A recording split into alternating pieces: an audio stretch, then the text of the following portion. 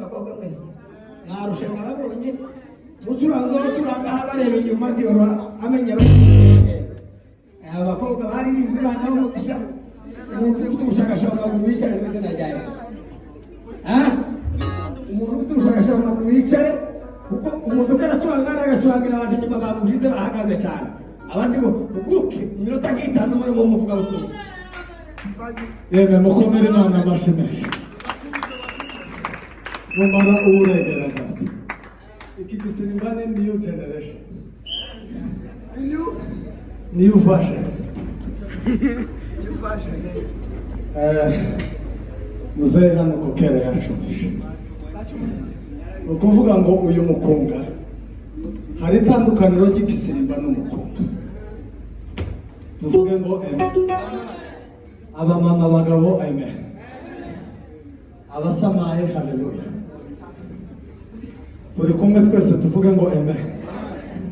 kandi mwama mutuza kwituza nk'iryo ry'umwuka we mumira utuze nitumara mu kanya barazana ya mapade nayo barabasogongera ubu ngubu hagiye kuba za agisida nyinshi haleluya haleluya tuvuge ngo amen iki rero uyu ni we mukunga tuvuge ngo amen mwamubona ko bakunze atarinjira mu mukunga aho mwamubona ko Bowazi atarinjira mu mukunga baraza mu gisirimba cya kindi cya ruweruwe cya kindi cy'amapade cyo gushambuye ariko turakwakiriye kera mu ikipe y'abanaziri Imana igumugisha kuko twasinye kontra yo kuvuga ngo umugore azoza azana umugabo twama tumwishiza mu ishaka tuvuge ngo haleluya noneho mwihangane dusirimbe igisimba cyane iyo ufashe ni iminota 5 itarenze 5 hari abo bavuga ngo batijambo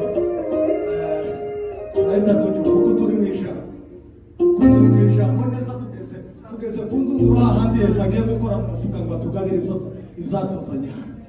neza jewe ndi mu ijambo rya rindi ryo kurangiza nashaka namara kurangiza kagenda akaja kwirorosa kuko Imana hari ibintu yakora mu bugingo bwacu tuvuge ngo cyane kandi haleluya mureke rero bano no kipe yacu shashe musirimbe mwakire umucuranzi mumuhe espace nimumara kumuha espace twataka abadayimoni tubirukane tubageze ndaro mwiriya mu bushume bakurumere batwike bashikara basange bene wabo mu nyanja nitumara tutangira ishomero neza ngaho da aho warugeze papa